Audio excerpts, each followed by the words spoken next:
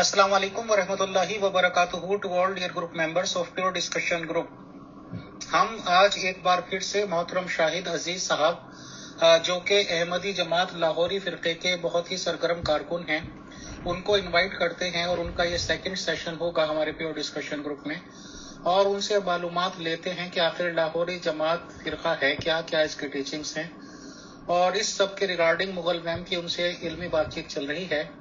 तो आए मोहतरम शाहिद अजीज साहब, वेलकम।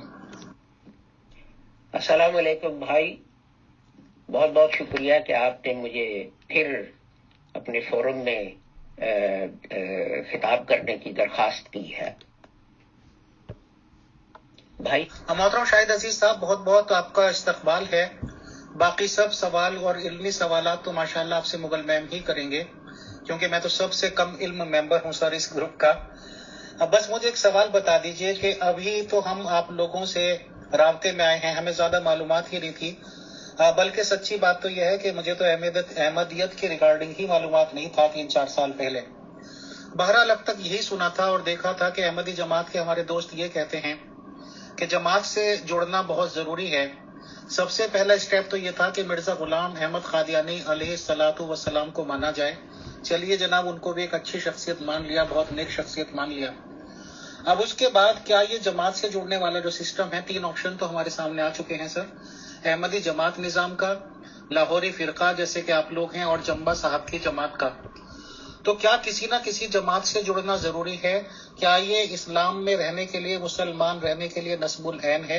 और अगर किसी भी जमात से कोई आदमी नहीं जुड़ता है, मजहब इस्लाम को भी मानता है, रसूल मोहम्मद सल्लल्लाहु अलैहि वसल्लम को सच्चा रसूल मानता है, और मिर्जा गुलाम अहमद कादियानी साहब को भी एक नेक शख्सियत मानता है, तो क्या इतना सफिशिएंट नहीं? और क्या अगर किसी भी जमात को कोई बंदा नहीं ज्वाइन करेगा तो वो क्या हिंदू और काफिर हो गया? बस ये सवाल बताएं सर, शुक्रिया। आपने सवाल किया तो मैं उसका जवाब दे देता हूं, लेकिन बहरहाल मेरा ख्याल था कि आज हम कादियानी और अहमदी या लाहौरी जो है उनमें जो तारीख है कि ये फर्क किस तरह पैदा हुआ उस पर बात करेंगे। लेकिन बहरहाल देखिए जी, जो है मुसलमान होने के लिए सिर्फ कलमा चाहिए। कुरान शरीफ में लिखा है कि लोग कहते हैं हम ईमान लाए, लेकिन अभी तुम ईमान नहीं लाए, लेकिन कहो तुम मुसलमान हो। तो जिसने कह दिया कि ला इलाहा इल्लल्लाह मुहम्मदुर रसूलुल्लाह, तो वो मुसलमान है। मुसलमान होने के लिए इससे ज्यादा और कोई चीज नहीं चाहिए। हजरत नबी करीम ने फरमाया, और मैं मुख्तसरन अपने अकायद बता दूं, हम मानते हैं कि हजरत नबी करीम जो हैं वो खातमुन नबीयीन हैं, इन मानों में कि ला नबी आबादी के उनके बाद कोई नबी नहीं आएगा, ना कोई नया नबी ना कोई पुराना, और ये कि हर कलमा वो मुसलमान है। हजरत नबी करीम सल्लल्लाहु अलैहि वसल्लम ने फरमाया कि अगर एक कलमा को दूसरे कलमा को काफिर कहे तो कहने वाला जो है वो कुफर के नजदीक है। और हम कहते हैं कि लोग तो कहते हैं कि सूरा रजम कुरान से बाहर रह गई, आयत रजम कुरान से बाहर रह गई, सूरा वलायत कुरान से बाहर रह गई, लेकिन अल्लाह ताला ने कुरान की हिफाजत का वादा फरमाया है, इसलिए तमाम वही नबूत कुरान में है, इसकी कोई आयत जो है वो मनसूख नहीं है। और ये कि जहाद हर मुसलमान पर फर्ज है, लेकिन वो जहाद जो हजरत सल्लल्लाहु अलैहि वसल्लम ने बयान फरमाया कि जंग से वापसी पे कहा कि हम जहाद अकबर से जहाद असगर से जहाद अकबर की तरफ जा रहे हैं। और मजीद हजरत सल्लम ने फरमाया कि जहाद अकबर जहाद बिन नफ्स। तो ये मैंने दरिया को कूजे में बंद करने की कोशिश की है कि ये हमारे अकायद है। बहुत बहुत शुक्रिया, बहुत जज़ाकल्लाह मोहतरम शाहिद अजीज साहब, आपने शॉर्टली ब्रीफ कर दिया और मेरी काफी कुछ समझ में आ गया। इस रिगार्डिंग जो बाकी सवालात होंगे इंशाल्लाह कभी फिर एक मौजू रखकर आपसे डिस्कस कर लेंगे। आपने शॉर्टेस्ट वे में रहनुमाई फरमाई, बहुत शुक्रिया, बहुत जज़ाकल्लाह। Thanks with regards sir. जी मोहतरम शाहिद अजीज साहब, हमारा मौजू ऑलरेडी डिसाइडेड है, और चूंकि हम इन वजूहात के बारे में बिल्कुल नहीं जानते, अगर जानते भी हैं तो सरसरी सा जानते हैं, लिहाजा जो कुछ भी आप बयान करेंगे उसको तवज्जो से सुनेंगे ضرورت ہوگی تو سوال کریں گے، ورنہ آپ اپنا بیان جاری رکھیے گا. Thank you. محترم، آپ کا بہت بہت شکریہ. تو کچھ تاریخیں اس سلسلے میں اہم ہیں، وہ میں بتا دوں کہ حضرت مرزا غلام احمد صاحب رحمۃ اللہ علیہ جو تھے، آپ کی وفات 26 مئی 1908 کو ہوئی، اور اس سے کچھ سال پہلے جو تھے آپ کو خدا کی طرف سے اطلاع دی گئی تھی کہ بھئی اب وقت نزدیک ہے. تو آپ نے 20 دسمبر 1905 کو الوصیت جو تھی وہ شائع کی اپنی، اور پھر 6 جنوری 1906 کو آپ نے ایک اپینڈکس اپنی وصیت کا شائع کیا، جو تھے قواعد جن کے تحت انجمن نے کام کرنا تھا، اور ان چیزوں پر آپ نے دستخط کیے، اور اپنی زندگی میں انہوں نے انجمن جو تھی اس کی نگرانی کی کہ وہ کس طرح کام کرتی ہے. تو اب یہ کہنا کہ جناب یہ قواعد کسی اور نے بنائے تھے اور حضرت صاحب نے نہیں بنائے تھے، تو یہ ایک بے معنی بات ہے. جس طرح کچھ لوگ کہتے ہیں، یہ تو اسی طرح ہے کہ جیسے میں اپنا کئی دفعہ ایک تقریر کرتا ہوں اور وہ آٹومیٹک سافٹ ویئر اس کو ٹیکسٹ میں بدل دیتا ہے، تو کوئی کہ یہ شاہد عزیز کی تقریر نہیں، یہ تو اس سافٹ ویئر پروگرام نے تقریر لکھی ہوئی ہے. تو یہ بے معنی باتیں ہیں. تو جو اختلافات تھے حضرت صاحب کی فیملی میں، اور جو انجمن حضرت صاحب نے مقرر کی تھی، وہ اس میں حضرت صاحب کی زندگی سے ہی پیدا ہو گئے تھے. پہلا اختلاف جو پیدا ہوا وہ یہ تھا کہ حضرت صاحب کے زمانے میں میاں بشیر الدین محمود احمد صاحب پر الزام لگا کہ ان کا کردار ٹھیک نہیں. تو اس سلسلے میں جو ہی حضرت صاحب کو اس بات کی اطلاع پہنچی حضرت مرزا غلام احمد صاحب رحمۃ اللہ علیہ کو، تو آپ نے کمیشن آف انکوائری مقرر کیا، اور حضرت مولانا محمد علی صاحب جو رحمۃ اللہ علیہ جو ہیں ان کو چارج دیا کہ جناب آپ یہ جو ہے اس کی کھوج لگائیں. اب حضرت صاحب جو تھے، ان کے سسر اور بیوی اور دوسرے لوگ چاہتے تھے کہ حضرت مولانا محمد علی صاحب جو ہے ان کا کمیشن آف انکوائری یہ فیصلہ کرے کہ میاں محمود احمد صاحب جو ہیں وہ بے قصور ہیں، وہ ناٹ گلٹی ہیں. لیکن کمیشن نے جو فیصلہ کیا وہ یہ تھا کہ جناب شواہد تو ہیں، لیکن شریعت جن شواہد کا تقاضا کرتی ہے وہ موجود نہیں. تو اس لیے ہم انہیں نہ گلٹی کہہ سکتے ہیں نہ ناٹ گلٹی کہہ سکتے ہیں. تو اس چیز کا حضرت مرزا غلام احمد صاحب رحمۃ اللہ علیہ جو تھے، ان کی فیملی کو بہت رنج ہوا اور بہت غصہ تھا ان کے دل میں کہ دیکھیں جی کہ اپنا حضرت مولانا محمد علی صاحب نے انہیں ناٹ گلٹی کیوں نہیں قرار دیا. تو یہ ایک بڑا جو تھا کدورت کا سبب حضرت صاحب کی فیملی میں اور انجمن اور حضرت مولانا محمد علی صاحب کے درمیان. تو اسی کے ساتھ ہی کچھ عرصے بعد، جیسے میں نے عرض کیا، حضرت صاحب نے انجمن بنائی اور اس کے رولز جو تھے وہ پبلش کیے. تو اب یہ ہوا کہ آپ کو پتا ہے کہ ہندوستان میں جو طریقہ ہے پیری مریدی کا، وہ کسی سے ڈھکی چھپی بات نہیں. تو وہ انہیں امید تھی کہ جناب حضرت صاحب فوت ہوں گے اور اس کے بعد میاں صاحب جو ہیں وہ جماعت کے ہیڈ بن جائیں گے، تو سب چیز جو ہے وہ ہمارے کنٹرول میں آ جائے گی. حضرت صاحب نے نہ صرف انجمن کریٹ کر کے سارا پیسہ، ساری ڈسیجن میکنگ، اس کا اختیار انجمن کو دے دیا، بلکہ اپنی زمین کا جو تھا بہت سارا حصہ اپنی جائیداد کا وہ بھی انجمن کے سپرد کر دیا کہ اس کو تبلیغ اسلام کے لیے استعمال کیا جائے. تو اس سے جو کدورت دلوں میں تھی ان کی فیملی کے، حضرت صاحب کی فیملی کے، وہ اور زیادہ بڑھ گئی.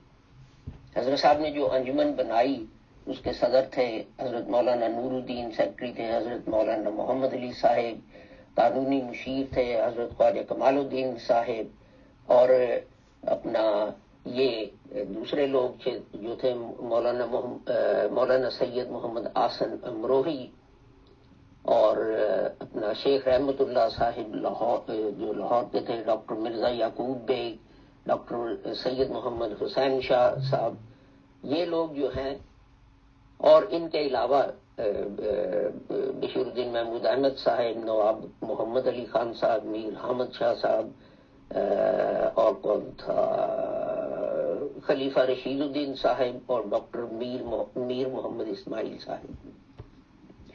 تو یہ انہوں نے، حضرت صاحب نے کہا کہ جناب یہ انجمن سارا کام کرے گی. اب ہوا یہ کہ میر ناصر نواب صاحب جو تھے، جو سسر تھے، وہ چاہتے تھے کہ جناب ہماری مرضی ہو. تو اس پر حضرت صاحب جو ہے وہ ایک میٹنگ میں تشریف لائے، اور آپ نے اپنے دونوں طرف کی بات سنی، اور آپ نے یہ لکھ کے دیا، میری رائے تو یہی ہے کہ جس امر پر انجمن کا فیصلہ ہو جائے کہ ایسا ہونا چاہیے اور کثرت رائے اس میں ہو جائے تو وہی امر صحیح سمجھنا چاہیے اور وہی قطعی ہونا چاہیے. لیکن اس قدر میں زیادہ لکھنا پسند کرتا ہوں کہ بعض دینی امور میں جو ہماری خاص اغراض سے تعلق رکھتے ہیں مجھ کو محض اطلاع دی جائے، اور میں یقین رکھتا ہوں کہ یہ انجمن خلاف منشا میرے ہرگز نہیں کرے گی، لیکن صرف احتیاطاً لکھا جاتا ہے کہ شاید وہ ایسا امر ہو کہ خدا تعالیٰ کا اس میں کوئی خاص ارادہ ہو، اور یہ صورت صرف میری زندگی تک ہے، اور بعد میں ہر ایک امر میں صرف اس انجمن کا اجتہاد کافی ہوگا. مرزا غلام احمد، 27 اکتوبر 1907. جی فرمائیے. تو سب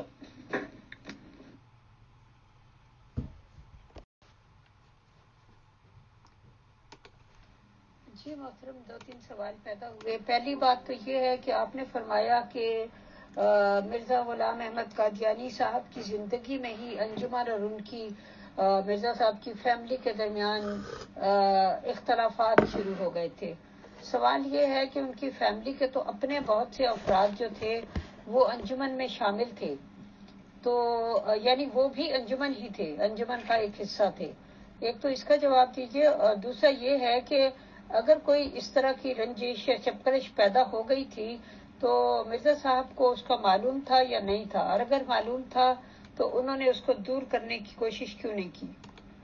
جی محترم، 3-4 سوال اور بھی اکٹھے ہو گئے ہیں، تو ہم ساتھ ساتھ ان کو کلیریفائی کرتے ہوئے چلیں گے، چاہے ہماری سپیڈ کتنی بھی سلو کیوں نہ ہو، لیکن ہر چیز بالکل کرسٹل کلیئر ہونی چاہیے انشاءاللہ. معذرت کے ساتھ میرا فون فریز کر گیا تھا. تو نمبر 1، بہن آپ کی بات بالکل ٹھیک ہے کہ اپنا حضرت صاحب کے اپنے رشتہ دار جو تھے وہ بھی جو تھی انجمن اس کے ممبر تھے، لیکن اکثریت جو تھی انجمن کی، اس نے ان رشتہ داروں کی مرضی کے خلاف فیصلہ کیا تھا. وہ چاہتے تھے کہ جس طرح ہوتا ہے، میں باپ ہوں، میں سسر ہوں، میں نے یہ کہا تمہیں کرنا پڑے گا. وہ اس قسم کا ان کا ایٹیٹیوڈ تھا کہ ہم حضرت صاحب کی فیملی ہیں، ہم جو فیصلہ کر لیں بس ٹھیک ہے. لیکن اکثریت جو تھی وہ غیر فیملی تھی. تو دوسرا یہ ہے کہ حضرت صاحب جو تھے وہ انجمن میں تشریف لائے میٹنگ میں. جب ان کو علم ہوا انہوں نے دونوں طرف کی بات سنی، اور انہوں نے ایک اپنی ہاتھ سے لکھ کے دیا وہیں بیٹھے بیٹھے، یہ نہیں کہ بعد میں کہیں جا کے کسی سے مشورہ کر کے کچھ کر کے، وہیں بیٹھے بیٹھے آپ نے لکھ کے دیا کہ جناب یہ انجمن ہے جو اپنا سارے فیصلے کرے گی. میں پڑھ کے سنا دیتا ہوں. میری رائے تو یہی ہے کہ جس امر پر انجمن کا فیصلہ ہو جائے کہ ایسا ہونا چاہیے اور کثرت رائے اس میں ہو تو وہی امر صحیح سمجھنا چاہیے اور وہی قطعی ہونا چاہیے. لیکن اس قدر میں زیادہ لکھنا پسند کرتا ہوں کہ بعض دینی امور میں جو ہماری خاص اغراض سے تعلق رکھتے ہیں مجھ کو محض اطلاع دی جائے. اور میں یقین رکھتا ہوں کہ یہ انجمن خلاف منشا میرے ہرگز نہیں کرے گی، لیکن صرف یہ احتیاطاً لکھا جاتا ہے کہ شاید وہ ایسا امر ہو کہ خدا تعالیٰ کا اس میں کوئی خاص ارادہ ہو اور یہ صورت صرف میری زندگی تک ہے. بعد میں ہر ایک امر میں صرف انجمن کا اجتہاد کافی ہوگا. 27 اکتوبر 1907 کو حضرت صاحب نے یہ لکھ کے دیا. تو اپنا اور یہ رول 18 جو بنا انجمن کے قواعد کا، اس میں یہی یہ چیز جو تھی یہ لکھی گئی، جس کو بعد میں ایڈٹ کر دیا گیا. تو حضرت صاحب رحمۃ اللہ علیہ کی فیملی اور جو تھے دیگر احباب، ان کے درمیان اختلافات جو تھے وہ دو چیزوں پر حضرت صاحب کی زندگی میں شروع ہو گئے. نمبر 1، میاں محمود احمد صاحب پر بدکرداری کا الزام لگا اور ایک کمیشن بنا جس میں مولانا محمد علی صاحب رحمۃ اللہ علیہ کو تحقیقات جو تھی اس کی ذمہ داری دی گئی. اور حضرت صاحب کی فیملی جو تھی وہ چاہتی تھی کہ وہ فیصلہ کریں کہ میاں محمود جو ہے وہ بے قصور ہیں. لیکن حضرت مولانا محمد علی صاحب نے جو فیصلہ لکھا وہ یہ تھا کہ جناب اسے کہتے ہیں شرعی شواہد جو ہیں وہ نہیں مہیا ہو سکی، یہ نہیں کہ وہ بے قصور ہیں. تو ایک یہ تھا. تو دوسری چیز جیسے میں نے عرض کیا کہ انجمن جو تھی وہ بن گئی اور باوجود حضرت صاحب کی ہاتھ لکھی تحریر کے تو اپنا ان کی فیملی جو تھی اس سے کشمکش اور یہ کدورت جو ہے وہ شروع ہو گئی.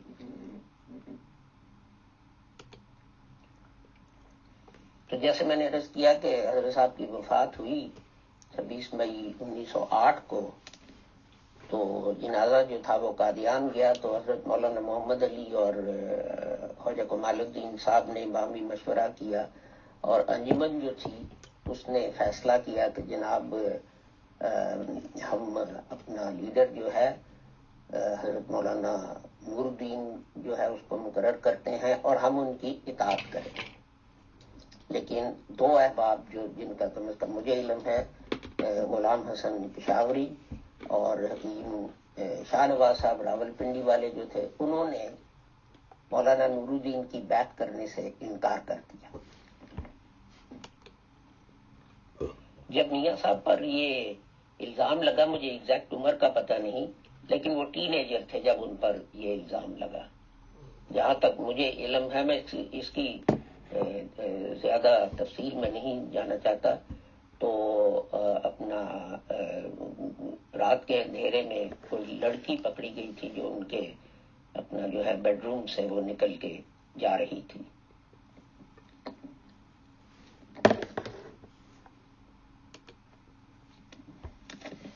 تو جو جلسہ ہوا پہلا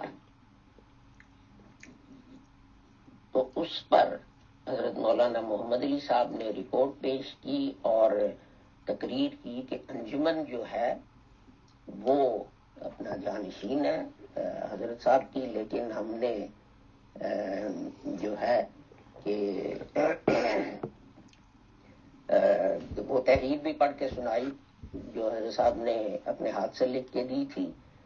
لیکن حضرت مولانا محمد علی صاحب کی تقریر کو بہانہ بنا کے میاں محمود احمد صاحب کے ماموں جو تھے میر محمد اسحاق صاحب، انہوں نے ایک فتنے کی بنیاد ڈال دی اور 7 سوال جو بعد میں بڑھ کے 8 ہو گئے وہ لکھ کے ڈسٹریبیوٹ کر دیے کہ اس طرح تھے کہ انجمن خلیفہ کو برطرف کر سکتی ہے یا نہیں، خلیفہ انجمن کو برطرف کر سکتا ہے نہیں، کیا خلیفہ پر ضروری ہے کہ انجمن کے تمام فیصلوں پر وہ عمل کرے، کہ ان کو وہ رد کر سکتا ہے یا نہیں، وغیرہ وغیرہ۔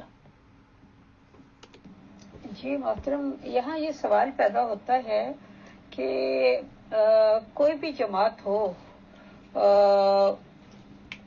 اس کا بہرحال کوئی نہ کوئی ہیڈ تو مقرر کرنا ہی پڑتا ہے۔ اب جیسے جماعت احمدیہ لاہور، جو کہ اس وقت اس بات پر مصر تھی کہ خلیفہ کی ضرورت نہیں ہے، انجمن قائم مقام ہے، وہی خلیفہ ہے، تو ان کو بھی فائنلی بعد میں ہیڈ تو ایک مقرر کرنا ہی پڑا نا لاہور جانے کے بعد۔ جیسے کہ چودھری محمد علی صاحب جو تھے وہ پہلے ہیڈ تھے، اس کے بعد پھر باقی، اب تک ایک ہیڈ کی ضرورت پیش آتی ہے۔ تو یہاں یہ سوال پیدا ہوتا ہے کہ مرزا صاحب نے جب 14 لوگوں کی انجمن بنائی تو ان کی زندگی میں ہی انجمن میں چپکلش موجود تھی، انجمن کے ممبران میں، یعنی ان کی فیملی میں اور دوسرے لوگوں میں، تو انہوں نے اس چیز کی ضرورت کو محسوس نہیں کیا کہ اس انجمن کا بھی کوئی ہیڈ ہونا چاہیے۔ اس بارے میں بتائیے پلیز۔ لیکن میاں محمود احمد صاحب جو تھے وہ شروع سے ہی حضرت مولانا نور الدین کے وہ انجمن جو تھے اس کو ختم کرنے کی کوششوں میں تھے، یا کنٹرول کرنے میں کی کوششوں میں تھے۔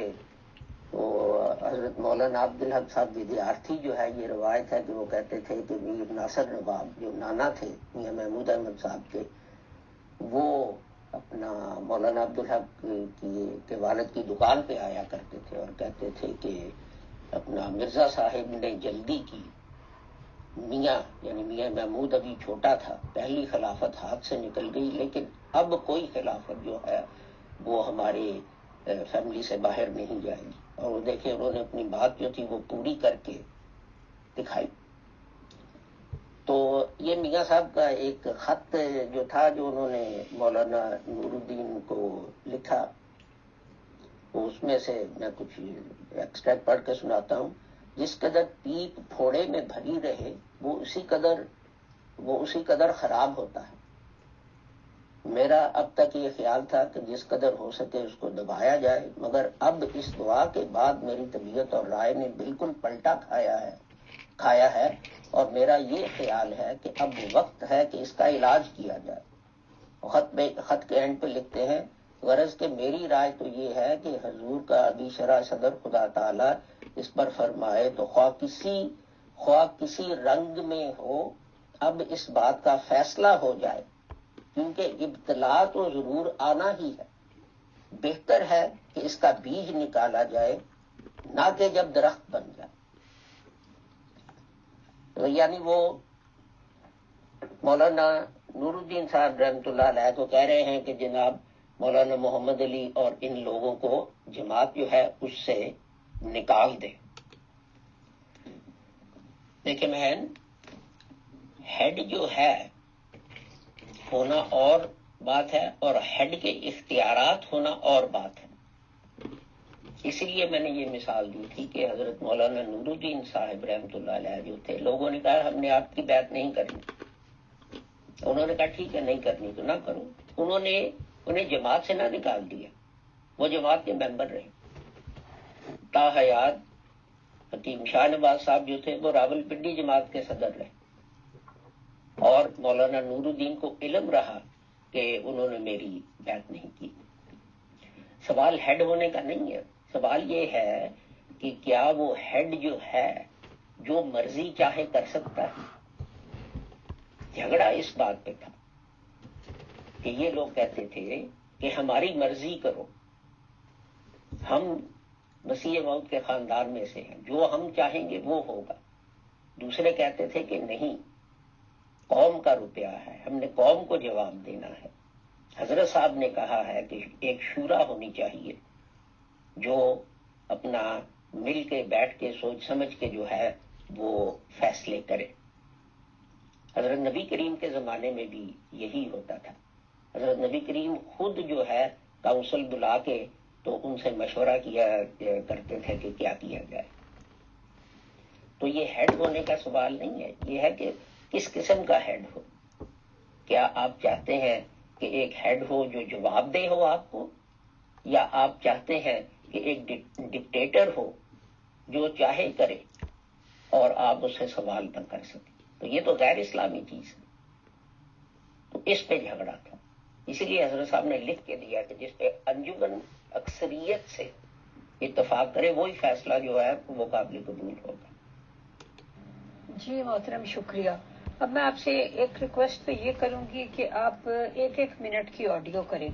اس میں یہ ہوتا ہے کہ انسان ساتھ ساتھ سنتا جاتا ہے، اس طرح پھر بہت ٹائم لگتا ہے اس کو پوری جب تک سن نہ لے اگلا کوشچن کرنا بے معنی ہے. اگر آدھی سن کے کرے تو وہ ویسے ایک طرح سے بددیانتی ہے کہ بغیر سنے اگلا کوشچن ٹھوک دے.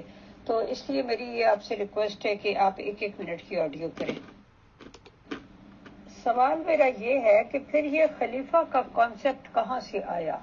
کیونکہ ہم جب حکیم مولوی نور الدین صاحب کی تقاریر پڑھتے ہیں تو وہ اپنے خلیفہ ہونے پر مصر ہیں، اور وہ کہتے ہیں کہ خلافت کوئی پتہ نہیں کون سی دکان کا سوڈا واٹر نہیں ہے کہ جا کے خرید لاؤ، مجھے خدا نے خلیفہ بنایا ہے، میں انجمن کے خلیفہ بنانے پر تھوکتا بھی نہیں، اور اس طرح کے بہت سخت الفاظ انہوں نے استعمال کیے ہیں. تو ظاہر ہے اس کی پھر داغ پیل تو وہاں سے پڑ گئی تھی. تو اس بارے میں پلیز کچھ ارشاد فرمائیے. حضرت مولانا نور الدین نے لاہور میں کئی تقریریں کی، جن میں ایک میں انہوں نے یہی بات کہی جو ہم کہتے ہیں کہ حضرت صاحب نے انجمن کو اپنا جانشین مقرر کیا، اور اس انجمن نے یونانیمسلی مجھے کہا کہ ہم تمہاری بات مانیں گے. تو میں اس طرح خلیفہ بنا کہ ان لوگوں نے جس انجمن نے فیصلے کرنے تھے ان کا پہلا فیصلہ یہ تھا کہ وہ اپنا میری اطاعت کریں گے. تو لیکن یہ سلسلہ چلتا رہا. تو 23 نومبر 1913 کو حضرت مولانا نور الدین صاحب جو ہیں انہوں نے لاہور تشریف لائے. تو یہ انہوں نے تقریر کی کہ تیسری بات یہ ہے کہ بعض لوگوں کا یہ خیال ہے، اور وہ میرے دوست کہلاتے ہیں اور میرے دوست کہیں اور کہتے ہیں کہ خلافت کے کام میں روک لاہور کے لوگ ڈالتے ہیں. اللہ تعالیٰ نے یہی تعلیم دی ہے کہ بدزنی سے ہٹ جاؤ، یہ بدکار کر دے گی. رسول اللہ صلی اللہ علیہ وسلم نے فرمایا کہ بدزن بڑا جھوٹا ہوتا ہے، بس تم بدزنی نہ کرو. اب بھی میرے ہاتھ میں ایک رکا ہے اور وہ لکھتا ہے لاہور کی جماعت خلافت میں روک ہے. میں ایسا اعتراض کرنے والوں کو کہتا ہوں کہ یہ بدزنی ہے، اس کو چھوڑ دو. تم پہلے ان جیسے اپنے آپ کو مخلص بناؤ. لاہور کے لوگ مخلص ہیں، حضرت صاحب سے ان کو محبت ہے. یہ خیال چھوڑ دو کہ لاہور کے لوگ خلافت کے امر میں روک ہیں. ایک اور دفعہ حضرت مولانا محمد علی صاحب کو لکھا، جب انہوں نے کہا کہ لوگ اس طرح کہتے ہیں، تو حضرت مولانا نے لکھا میرے وہم و گمان میں ایک آن کے لیے بھی کبھی نہیں آیا کہ آپ کا یا خواجہ صاحب کا ایسا خیال ہے. یہ تو میرا یقین ہے کہ دونوں کے دل میں نہیں. لیکن اس کے برعکس حضرت مولانا نور الدین صاحب جو تھے انہوں نے خواجہ کمال الدین صاحب کو ایک خط لکھا جس کا عکس جو ہے وہ شائع ہو چکا ہے. اس کی ڈیٹ ہے 13 مئی 1913، جس میں مولانا نور الدین صاحب فرماتے ہیں نواب میر ناصر محمود نالائق بے وجہ جوشیلے ہیں، یہ بلا اب تک لگی ہوئی ہے، یا اللہ مجھے نجات دے، آمین. یہ تو ان کی رائٹنگز ہیں نا. تو لیکن بہرحال وہ انسان تھے، اور کبھی کبھی جب پروپیگنڈا ہو، پروپیگنڈے کا مقصد ہی یہ ہوتا ہے، تو انسان جو ہے وہ اپنا کنفیوز ہو جاتا ہے یا سکھانے والوں کی باتوں میں آ جاتا ہے.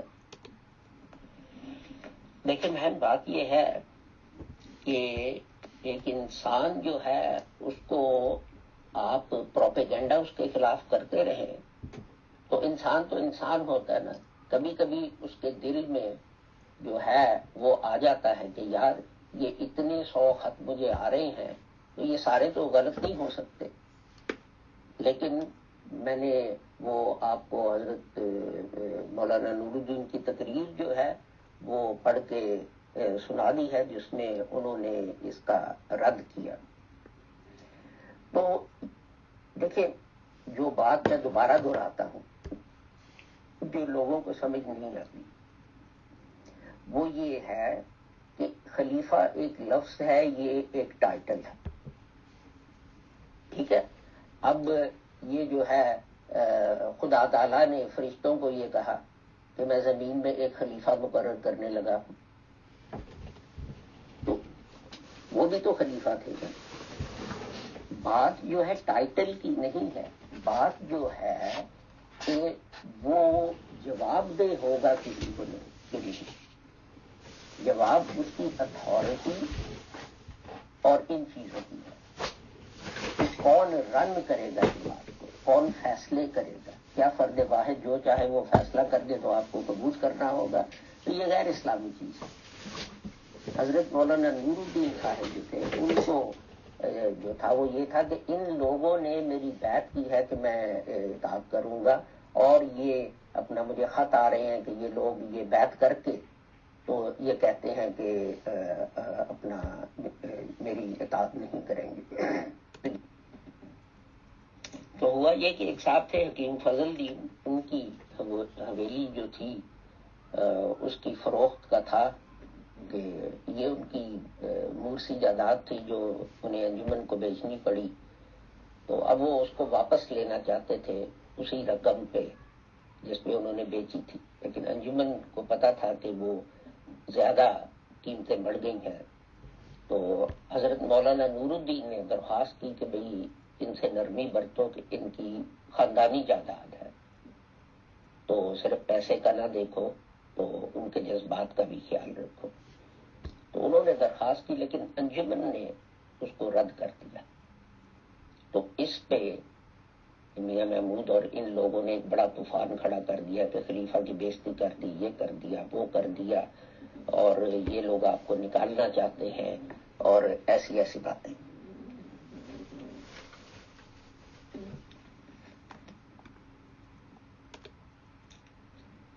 تو ابھی یہ جھگڑا چل ہی رہا تھا، تو یہ ہوا کہ میاں صاحب جو ہے میاں محمود احمد صاحب، انہوں نے جو ہے اپنا ایک مضمون لکھا جو تشریح الاذہان اپریل 1911 کو چھپا، اور اس میں آپ نے کہا مسلمان وہ ہے جو خدا کے سب معموروں کو مانے۔ تو اس پہ ہندوستان جو ہے اپنا اس میں ایک طوفان کھڑا ہو گیا کہ جناب اس کا مطلب ہے کہ صرف جو احمدی ہیں وہ اپنا مسلمان ہیں، باقی سب کافر ہیں۔ تو اس پر حضرت مولانا نور الدین صاحب نے مولانا محمد علی کو کہا کہ ہمارے میاں کو کفر کا مسئلہ سمجھ نہیں آیا، تو آپ اس کا ایک ایکسپلینیشن یا رد یا وہ کر کے جو ہے وہ لکھ دیں۔ تو اس میں میاں صاحب نے صاف کہا، اس کا میاں صاحب دوسری جگہ لکھتے ہیں، اس کا ٹائٹل ہی یہ تھا، مسلمان وہ ہے جو خدا کے سب معموروں کو مانے۔ جی محترم، اب میں نے آپ کی ساری آڈیو سن لی ہیں، تو سوال یہ پیدا ہوتا ہے کہ حکیم نور الدین صاحب جو تھے وہ کلیئرلی وہاں پہ کہہ سکتے تھے، اپنے جو بھی ان کا دور امارت تھا یا خلافت تھا یا جو بھی اس کو کہہ لیں، اس میں وہ کہہ سکتے تھے کہ بھئی میں انجمن کا ہیڈ ہونے کی وجہ سے اس جماعت کا نگران یا انچارج بنایا گیا، میں اس منصب پر فائز ہوں، اور آئندہ بھی جو انجمن کا ہیڈ ہوگا انجمن کے ممبروں کے ووٹوں سے منتخب ہوگا، وہی اس جماعت کی نگرانی کے یا امارت کے فرائض سر انجام دے گا۔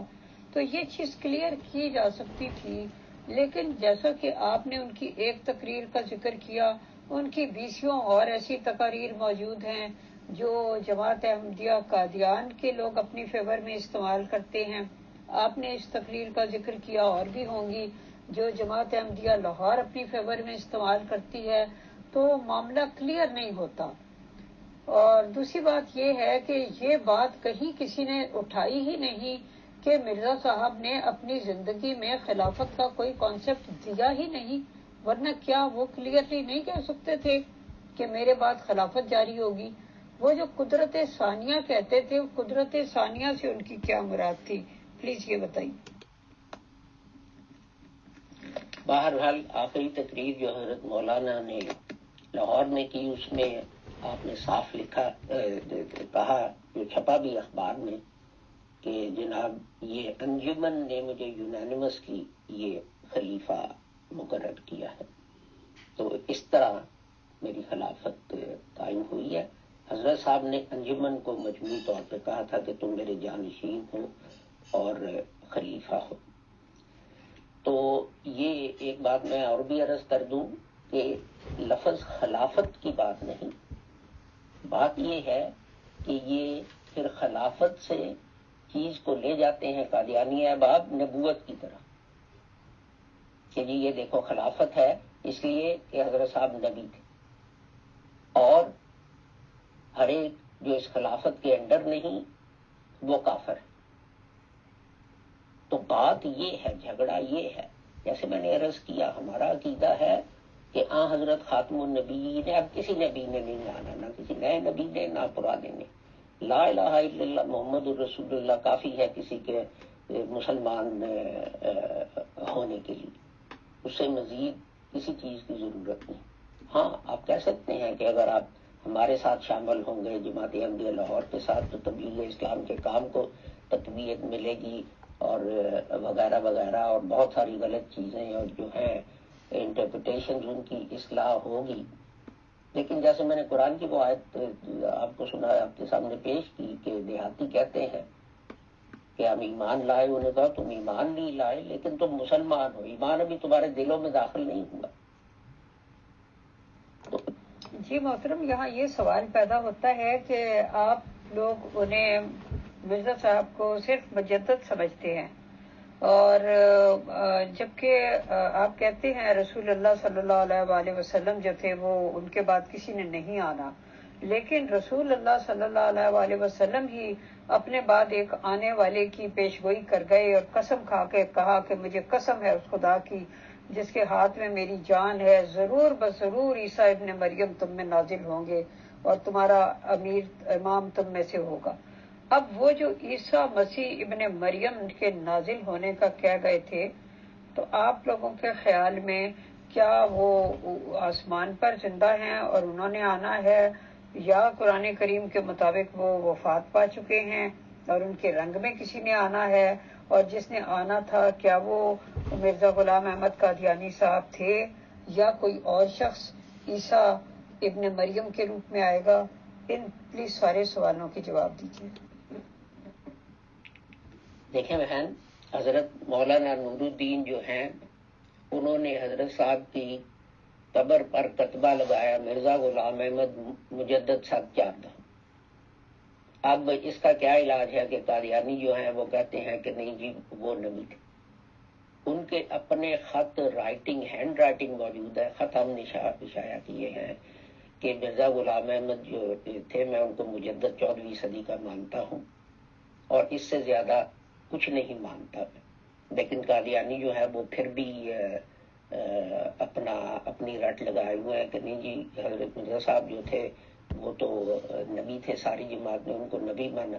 یہ ساری جماعت نے نبی مانا تو جب حضرت مولانا نور الدین نے لکھوایا مجدد سب 4 دم تو کسی نے اعتراض کیوں نہ کیا کہ جناب وہ تو نبی تھے، آپ مجدد کیوں لکھوا رہے ہیں؟ حضرت صاحب نے اپنی زندگی میں جو تحریر دی، جو قواعد انہوں نے انجمن کے لکھ کے ایز اڈینڈم اٹیچ کیے اپنی وصیت کے ساتھ، ان میں یہ ساری بات کلیئر ہے۔ اور آپ کی بات بالکل صحیح ہے کہ اگر حضرت صاحب جو تھے انہوں نے ان کے بعد کوئی خلیفہ ہونا تھا تو آپ نے اس کا ذکر کیوں نہ کیا۔ یہ کہ قدرت ثانیہ کیا ہے؟ قدرت ثانیہ جو ہے یہ خدا کی طرف سے جو ہے وہ مدد ہے۔ حضرت صاحب لکھتے ہیں کہ اپنا جب کوئی نبی یا شیخ وہ فوت ہوتے ہیں تو لوگ جو ہیں تردد ان میں آ جاتا ہے کہ اب کیا ہوگا۔ تو خدا تعالیٰ پھر قدرت ثانیہ کے ذریعے ان کو تسکین دیتا ہے. تو یہ اسٹیڈ فاسٹنس کہہ لیں کہ وہ پیدا کرتا ہے ان کے اندر. اور آگے لکھا کہ خدا تعالیٰ نے ایک وحی میں مجھے بھی کہا ہے کہ تم شیخ ہو. تو یہ جھگڑا ہے کہ قادیانی کہتے ہیں کہ یہ خلافت نبوت کی خلافت ہے. ہم کہتے ہیں کہ نہیں، کوئی خلافت ہے ہی نہیں.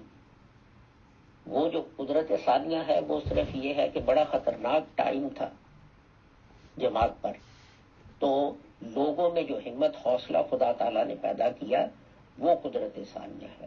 یا آگے چل کے جب تکالیف آئیں تو جماعت کو ثابت قدم حکومت خدا تعالیٰ نے رکھا کئی حکومتی اقدامات کے خلاف، وہ قدرت ثانیہ جو ہے وہ ہے. ٹھیک ہے بہن، میں ان کے جواب دیتا ہوں، لیکن میں امید کرتا ہوں کہ جو میرا کنکلوژن جو اینڈ پہ میں پیش کرنا چاہتا ہوں وہ مس نہیں ہو جائے گا. بہرحال نمبر 1، قرآن جو ہے جب وہ کہتا ہے کہ حضرت عیسیٰ فوت ہو گئے ہیں تو عیسیٰ ابن مریم نہیں آ سکتے، بات ختم ہوگی. قرآن جو ہے وہ حضرت نے اپنی زندگی میں ڈکٹیٹ کروایا، لکھوایا، وہ نمازوں میں پڑھا گیا، سنا گیا، تو اس میں کوئی زیر زبر ڈاٹ جو ہے اس کا شک شبہ نہیں ہو سکتا. احادیث جو ہے وہ 200 سال بعد لکھی گئی، 90 سال بعد لکھنی شروع ہوئی تھی اور اس کے بعد وہ چلتی گئی. اب بات یہ ہے کہ یہ صرف اتنی بات تک نہ آپ رہیں کہ عیسیٰ ابن مریم آئیں گے. وہ تو یہ بھی لکھا ہے کہ سوروں کو ماریں گے اور صلیبوں کو توڑیں گے، اور اپنا آپ یہ بتائیں کہ اتنے 1000 سال ایک نبی کو آسمان پہ بٹھانا صرف اس کام کے لیے کہ وہ آ کے سور کا شکار کے لیے، اس سے اسلام کو، انسانیت کو، کسی کو کیا فائدہ پہنچے گا؟ اب اگر حضرت عیسیٰ جا کے ویٹیکن میں صلیبیں توڑنے کی کوشش کریں گے تو پولیس پکڑ کے ان کو نہ لے جائے گی کہ جناب یہ آپ کیا کر رہے ہیں، اب یہ damage to property is a criminal offence, آپ تو ذرا ادھر آئیے نا. تو یہ ساری چیزیں استعارات تھیں. حضرت صاحب کہتے تھے کہ اپنا میں کیا 10,000 اور مسیح آ سکتے ہیں جو آ کے تو توڑیں گے، اور اپنا آپ یہ بتائیں کہ اتنے 1000 سال ایک نبی کو آسمان پہ بٹھانا صرف اس کام کے لیے کہ وہ آ کے سور کا شکار کے لیے، اس سے اسلام کو، انسانیت کو، کسی کو کیا فائدہ پہنچے گا؟ اب اگر حضرت عیسیٰ جا کے ویٹیکن میں صلیبیں توڑنے کی کوشش کریں گے تو پولیس پکڑ کے ان کو نہ لے جائے گی کہ جناب یہ آپ کیا کر رہے ہیں، اب یہ damage to property is a criminal offence, آپ تو ذرا ادھر آئیے نا. تو یہ ساری چیزیں استعارات تھیں. حضرت صاحب کہتے تھے کہ اپنا میں کیا 10,000 اور مسیح آ سکتے ہیں جو آ کے تو مسلمانوں کو اور اسلام کو ڈیفینڈ کریں گے جو ان پہ حملے ہو رہے ہیں.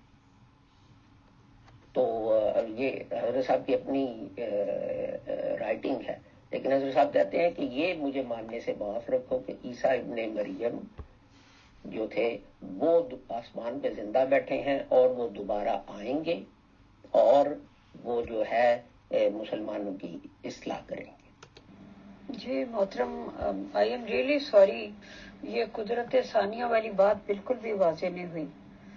مطلب اگر ایک لیڈر وفات پا جاتا ہے تو ظاہر ہے اس کے بعد کوئی اور چن لیا جاتا ہے. اس میں ایسی کون سے مشکل حالات آ جاتے ہیں، دنیا میں یہی ہوتا چلا آیا ہے. اور اگر یہ قدرت ثانیہ تھی کہ مولانا نور الدین صاحب کو چن لیا گیا تو اور کوئی ایسے حالات خوفناک تو پیدا ہی نہیں ہوئے تھے. ایک بندے نے کہا بھئی ہم میں سے اب ان کو چن لیا جائے تو ہم ان کے ہاتھ پہ بیعت کر لیتے ہیں، تو سب نے کہا ہاں ٹھیک ہے چلو بھئی، بات ختم ہو گئی. تو کوئی ایسا مسائل تو پیدا نہیں ہوئے تھے. دوسری بات یہ ہے کہ اگر وہ خود ہی قدرت ثانیہ تھے تو سنا گیا ہے کہ ان کے زمانے میں میر ناصر نواب صاحب دعا کروایا کرتے تھے اور وہ خود بھی دعا کیا کرتے تھے، اور ہر نماز میں کے بعد مسجدوں میں دعا کی جاتی تھی کہ یا اللہ جلدی اس قدرت ثانیہ کو بھیج. تو وہ کیا چیز تھی جس کا انتظار کر رہے تھے؟ خلافت تو قائم ہو گئی تھی، جماعت دوبارہ ایک ہاتھ کے نیچے آ گئی تھی، سارا کچھ نارمل چلنا شروع ہو گیا تھا، اور مولانا نور الدین کی وفات تک اس طرح جاری رہا۔ ٹھیک ہے، بیچ میں اپس اینڈ ڈاؤنز آئے، اور انجمن کے آپس کے ہی لوگوں کے اختلافات کی وجہ سے اس طرح کی ٹینشن کی صورتحال پیدا ہوتی رہی، لیکن کس قدرت ثانیہ کی دعائیں کیا کرتے تھے۔ یہاں پہ یہ میں ضرور مینشن کرنا چاہوں گا کہ اس طرح کی احادیث جو بھی ہیں کہ عیسیٰ ابن مریم آئیں گے اور یہ آئیں گے وہ آئیں گے، پھر اس طرح کی باتیں ہیں کہ وہ کسر سلیب کریں گے، سلیب توڑیں گے، اور اس طرح کی باتیں کہ کانا دجال آئے گا، حضرت کیا کہتے ہیں عیسیٰ مسیح جی علیہ السلام دونوں ساتھ میں نماز پڑھیں گے، اس طرح کی احادیث میری کم سے کم کامن سینس کو اپیل نہیں کرتی ہیں، سوٹ نہیں کرتی ہیں، اور اس طرح کی احادیث کو میں مشکوک مان کر نہیں مانتا ہوں۔ میں یہ مینشن کرانا ضروری سمجھتا تھا۔ شکریہ۔ پہلے میں احادیث والا جواب دے دوں بھائی، جو آپ نے بات کہی، آپ نے ایکچولی وہی بات کہی ہے جو حضرت صاحب نے لکھی ہے۔ حضرت صاحب ایک جگہ لکھتے ہیں کہ یہ میرا مسلم پر احسان ہے کہ میں نے انٹرپریٹیشن کر کے یہ حدیث جو ہے اس کو ایکسیپٹیبل بنا دیا، ورنہ ہمارا حق تو تھا کہ ہم یہ رد کر دیتے کہ یہ غلط ہے۔ یہ وہی بات ہے جو آپ نے کہی، جو حضرت صاحب نے کہی تھی۔ سوری، اس میں ایک ورڈ غلط ہو گیا۔ امام مہدی اور عیسیٰ مسیح جی علیہ السلام کو بتایا جاتا ہے کہ وہ نماز ساتھ پڑھیں گے، ایسا آج تک تو ہوا نہیں۔ اس میں ایک ورڈ کی مسٹیک ہو گئی تھی، تو معذرت۔ شکریہ۔ میں نے آپ نے یہ جو ہے تفسیر انٹرپریٹیشن جو ہے ان چیزوں کی پیش کی، یہ بہت ہی موزوں اور مناسب انٹرپریٹیشن ہے، اور آپ صحیح کہتی ہیں کہ حضرت صاحب کا خیال تھا کہ یہی بیٹا جو ہے وہ مسلم عود ہوگا وغیرہ وغیرہ، تو لیکن بہرحال خدا کو یہ منظور نہیں تھا اور وہ وفات پا گیا، تو اور حضرت صاحب کو اس سے بہت دکھ بھی ہوا۔ تو اپنا ہاں، یہ بالکل ایک جسے وکیل کہتے ہیں آرگیوبل انٹرپریٹیشن جو ہے وہ ہے ان چیزوں کی، تو لیکن خدا جو ہے اس کا مطلب کیا ہے اس پیشن گوئی سے اور ان چیزوں سے خدا نے یہ ثابت کر دیا کہ وہ غلط تھا۔ اب درست کیا ہے وہ ہمیں تبھی پتہ چلے گا جب کوئی روح القدس سے تائید پا کے حاصل کر کے کھڑا ہوگا اور ہمیں بتائے گا، تو پھر ہم دیکھ لیں گے۔ لیکن آپ نے یہ بہت اچھی آرگیوبل آپ نے انٹرپریٹیشن دی ہے ان چیزوں کی۔ جی محترم، اب جو صاحب کہہ رہے ہیں مثلاً عبدالغفار جمبا صاحب کہ میں ہوں جو روح القدس پا کر کھڑا ہوا ہوں، اور اس پہ سر عام وہ خدا تعالیٰ کی قسمیں کھا چکے ہیں اور اس کو حاضر ناظر بنا کر گواہ بنا کر کہہ چکے ہیں کہ وہ میں ہوں، تو اب ان کو کوئی مان ہی نہیں رہا۔ تو یہ بھی تو ہے نا، اب دعویٰ کرنے والے تو کر لیتے ہیں، لیکن آگے پھر لوگوں کے اوپر ہے، وہ نہیں مانتے تو کیا کیا جائے۔ کیونکہ مرزا صاحب نے تو یہ بھی فرمایا تھا کہ ہو سکتا ہے وہ شروع میں بہت ہی معمولی اور ادنا درجے کا عام انسان نظر آئے، اور اپنی اس وجہ سے وہ لوگوں کی نظروں میں حقیر ٹھہرے وغیرہ وغیرہ، اور لوگ اس کو قبول نہ کریں، اور مطلب اور یہ ہوتا ہی ہے ہر خدا کی طرف سے آنے والا۔ شروع میں مرزا صاحب نے بھی جب دعویٰ کیا تو ظاہر ہے وہ بھی لوگوں کی نظروں میں کیا ایک پنجابی کھڑا ہو گیا کلیم کر کے، اور اس کو صحیح طرح اردو بولنا بھی نہیں آتا، اور اس کے پاس کوئی ڈگری نہیں ہے عالم فاضل ہونے کی، اور وغیرہ وغیرہ اس قسم کی باتیں ہیں کہ دیکھو کیا کچہری میں کلرک تھا۔ تو یہ تو ہر بندہ جو بھی کھڑا ہوا ہے کبھی بھی پوری تاریخ اٹھا کے دیکھ لیں تو وہ لوگوں کی نظروں میں بہت آرڈنری اور حقیر دکھائی دیتا تھا۔ پھر خدا تعالیٰ نے اس کو جو رفتیں بخشی، وہ خدا تعالیٰ کی وہ اپنی مرضی ہوتی ہے، لیکن ابتدا میں تو کوئی بھی ایسا دکھائی نہیں دیتا کہ جس کا کلیم کرتے ہی لوگ دھڑا دھڑ ایمان لانے کو لپک پڑے ہوں۔ مرزا صاحب مزید فرماتے ہیں کہ جس طرح جو بچہ بعد میں بہت ہی خوبصورت بچہ بن کے پیدا ہوتا ہے، وہ بھی شروع میں ماں کے پیٹ میں ایک مضغہ یا لوتھڑا اسی ٹائپ کا ہوتا ہے، لیکن پھر اپنا وقت کے اوپر وہ ایک خوبصورت بچے کی شکل میں جلوہ گر ہوتا ہے۔ تو ہر کوئی کسی کی پہچان اس کے وقت میں ہوتی ہے، وقت سے پہلے بہت ہی آرڈنری اور حقیر دکھائی دیتا ہے وغیرہ وغیرہ۔ ایسے مجھے یہ سب کچھ یاد آ گیا تو میں نے کہا چلو لگے ہاتھوں بیان کر دیا جائے. جی محترم شاہد عزیز صاحب، آپ کی تشریف آوری کا بہت بہت شکریہ. آپ کے ساتھ یہ نشست بہت دلچسپ رہی اور بہت سی نئی باتوں کا ہمیں پتہ چلا اور ایک اور اینگل سے چیزوں کو دیکھنے کا موقع ملا. تو ہر اینگل سے دیکھنا چاہیے چیزوں کو، تو اور بغیر کسی قسم کی پریجڈس دل میں رکھے ہوئے چیزوں کو سمجھنے کی کوشش کی جانی چاہیے. اور یہی ہمارا مقصد ہے، یہی پیور ڈسکشن کا مقصد ہے کہ سب کو اپنی اپنی بات رکھنے کا موقع دیا جائے. اور ہم اس پہ جب سوال کرتے ہیں تو اس کے مزید کئی چھپے ہوئے پہلو ہوتے ہیں، ان کو بھی واضح کرنے اور سامنے لانے کے لیے یہ سوال کیے جاتے ہیں. تو آپ کی آمد کا بہت بہت شکریہ. بہت بہت شکریہ، بہت جزاک اللہ محترم شاہد عزیز صاحب آپ کی تشریف آوری کا. آپ نے بہت قیمتی معلومات فراہم کی اور آپ یقین جانیے کہ 3-4 سال پہلے تو مجھے یہی نہیں پتا تھا. میں نے کئی بار کہا کہ احمدیت کیا چیز ہوتی ہے، اور اب آپ لوگوں کے ذریعے ہی سے پتہ چل رہا ہے کہ جماعت کے علاوہ بھی کافی دنیا موجود ہے. احمدی جماعت نظام جو کہ انڈر دا خلافت آف مسعود صاحب چل رہا ہے. تو آپ سے بہت قیمتی معلومات حاصل ہو رہی ہیں سر، اور یہ سلسلہ انشاءاللہ جاری رکھیں گے. اور کمنگ سیٹرڈے میں انشاءاللہ زندگی بخیر رہتی ہے تو آپ سے پھر ملاقات ہوگی. ٹاپکس وغیرہ جو بھی آپ لوگوں کو ڈیسائیڈ کرنے ہیں وہ مغل میم آپ سے کر لیں گے، اور آپ کی آمد کا سیٹرڈے میں انتظار رہے گا سر.